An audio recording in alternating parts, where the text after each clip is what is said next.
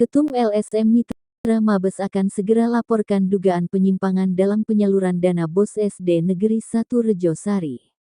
Waikanan. Ketua Umum Dewan Pengurus Pusat Lembaga Swadaya Masyarakat Monitoring Independen Revolusi Aksi Masyarakat Bersatu LSM Mitra Mabes akan segera laporkan dugaan adanya penyimpangan dalam penggunaan dan penyaluran dana BOS di SD Negeri 1 Kecamatan Negeri Agung Kabupaten Waikanan. Adapun yang akan dilaporkan Ketua Umum LSM Mitra Mabes dalam penggunaan dana BOS, di mana dana BOS SD Negeri 1 tersebut di tahun anggaran 2020, 2021, dan tahun 2022. Ketua Umum LSM Mitra Mabes menilai dalam penggunaannya tidak tepat sasaran karena pihaknya menduga dalam beberapa kegiatan dana BOS di sekolah tingkat dasar tersebut diduga ada beberapa kegiatan yang fiktif atau diduga tidak dilaksakan. Hal ini diungkapkan Yandri saat dihubungi melalui via telepon seluler awak media kemarin. Yandri S.I.Kom, selaku Ketua Umum LSM Mitra Mabes juga menjelaskan bahwa dalam realisasi dana BOS itu seharusnya digunakan dengan tepat sasaran sesuai dengan juknisnya yang ada.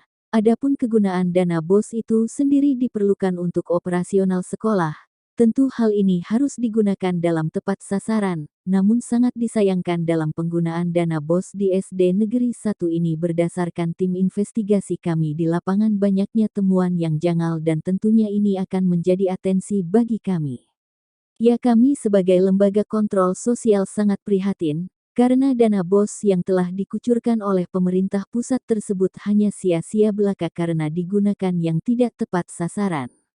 Dan kami juga menilai dana BOS yang ada hanya menjadi ajang korupsi oleh oknum-oknum yang tidak bergantung jawab, apalagi kalau kita lihat di SD Negeri 1 Rejosari ini dalam penggunaan dana BOS tersebut dalam realisasinya sangat minim, ujarnya. Dalam hal ini juga kami selaku sebagai lembaga kontrol sosial akan melakukan tindakan upaya hukum yang berlaku di negara ini. Kami juga akan segera melakukan laporan kepada aparat penegak hukum baik itu kepada Kejaksaan Agung maupun kepada KPK dalam penggunaan dan realisasi dana BOS SDN 1 Rejosari Kecamatan Negeri Agung Kabupaten Waikanan tersebut. Ya, kami dari DPP LSM Mitra Mabes akan sesegera mungkin akan melaporkan kepada APH terkait penyaluran dan penggunaan dana BOS di SD tersebut, jelas Ketua LSM. Dari hasil investigasi media ini dilapangkan menemukan bahwa setiap pembagian lapor, orang tua, wali murid di SD Negeri 1 Rejosari kerap dipungut biaya sebesar Rp50.000 oleh Ketua Komite SDN 1 Rejosari, yang menurut orang tua wali murid uang tersebut tidak ada kejelasannya untuk apa, jelas salah satu orang tua atau wali yang tidak ingin namanya dipublikasikan.